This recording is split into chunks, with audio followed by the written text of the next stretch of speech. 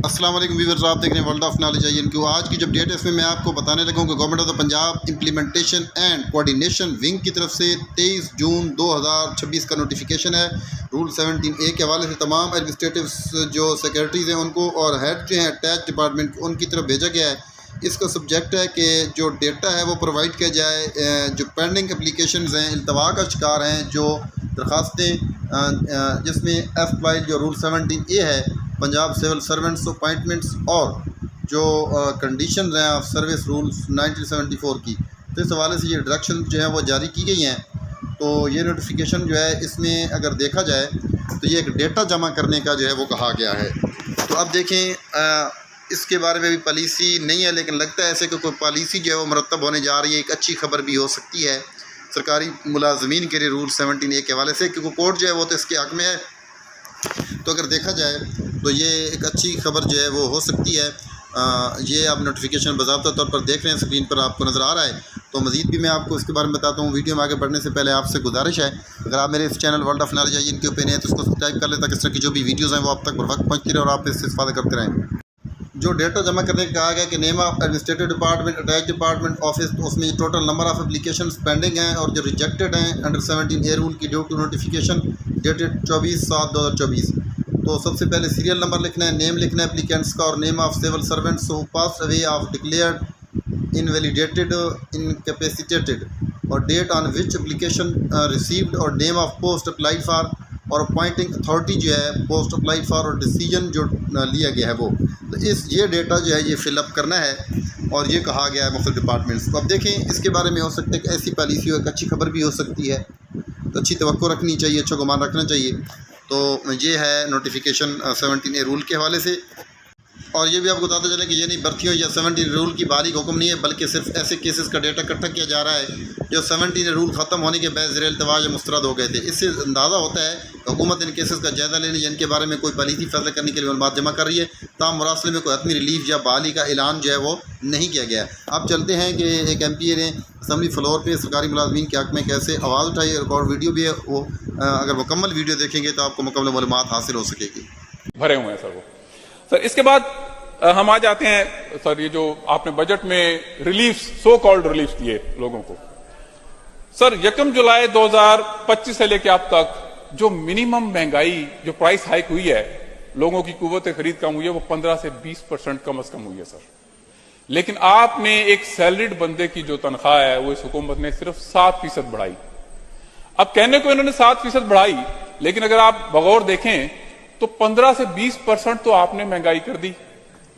अब जब आप 7% बढ़ा रहे हैं तो सादा लफ्जों में आप तकरीबन 8 से 13% उल्टा उनकी जेब से निकाल रहे हैं।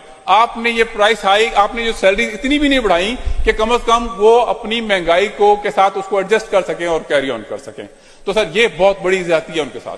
सेकेंडली सर, यहां बड़ा शोर है उस्मान बुज़दार साहब के दौर के बारे में, बड़ा क्रिटिसिज्म है। मैं तो उस वक्त नहीं था, यकीनन इनके पास कोई वजूहत होंगी, लेकिन सर एक अच्छा काम उस दौर में ये हुआ था, वो DRA स्पीकर जहां मोहम्मद अहमद खान साहब भी इससे पूरी तरह आ गए, डिस्पैरिटी रिडक्शन अलाउंस एक तय किया गया था उस दौर में कि 100% तक लेके जाया जाएगा।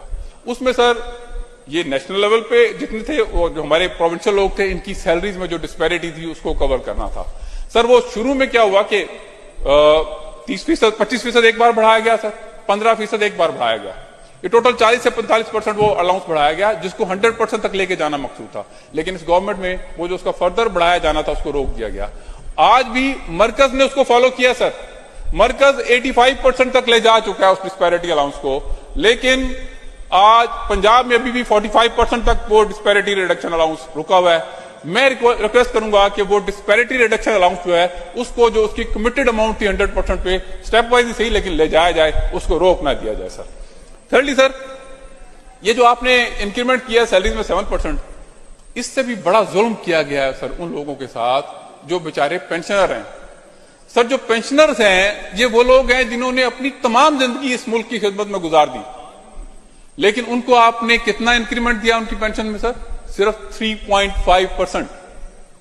Sir against the price hike of 15 to 20% आप जो 3.5% उनको इंक्रीमेंट दे रहे हैं, जो सैलरीड लोगों के बराबर भी नहीं है, ये सर मजाक है उनके साथ। बल्कि सोशल मीडिया पे क्लिप चल रहे हैं कि इससे बेहतर है इसको सरेंडर कर दिया जाए, क्योंकि 20 से 25 हजार का जो कमीशन ले रहा है, जो पेंशन ले रहा है, उसको शायद 600-700-800 रुपए की ये इंक्रीमेंट मिल रही है। और सर मैं ये पूछना चाहता हूं कि जो सर्विंग लोग हैं और जो पेंशनर लोग हैं, महंगाई तो दोनों के लिए सेम है, 15 से 20%, लेकिन उनको आप 7% दे रहे हैं, उनकी जेब पे आप 8 से 13% का डाका डाल रहे हैं, और पेंशनर्स बेचारों को आप सिर्फ 3.5% दे रहे हैं, मतलब आप 15 से 18% का डाका उनकी जेब पे डाल रहे हैं। सर ये बहुत बड़ी ज्यादती है, ऐसा नहीं होना चाहिए, इसको रिकंसिडर किया जाना चाहिए। सेकेंडली सर, जो सर्विंग क्लास है उनको जो आप अलाउंसेस देते हैं, लाइक आप उनको कन्वेंस अलाउंस देते हैं 5,000 फॉर एग्जाम्पल, सर ये नंबर्स तो आप 5,000 रख देते हैं, पेट्रोल 150 रुपए से लेके 300, बल्कि 372 से होता हुआ वापस 300 रुपए पे आया। अब वो 5,000 में वो कैसे उसको मैनेज करेंगे? मैं सजेस्ट ये करना चाहूंगा कि ये आप क्वांटिटी ऑफ फ्यूल फिक्स कर दीजिए उनके लिए, कि इतने लीटर फ्यूल उनको दिया जाएगा, उसका फायदा उनको ये होगा कि कम से कम प्राइस हाइक उनको अफेक्ट नहीं करेगी और वो उसमें अपना गुजारा कर सकेंगे। सर ये कुछ चीजें हैं जो मैं रिक्वेस्ट करूंगा। सेकेंडली सर, जो पेंशनर्स हैं हमारे, उनके साथ एक और बड़ा जुल्म हो रहा है सर, उनकी जो लीव एनकैशमेंट ऑन रिटायरमेंट थी उसको खत्म कर दिया गया, जो कि उनका हक था सर, जाहिर है उन्होंने सर्व किया था लोगों को, इस मुल्क को सर।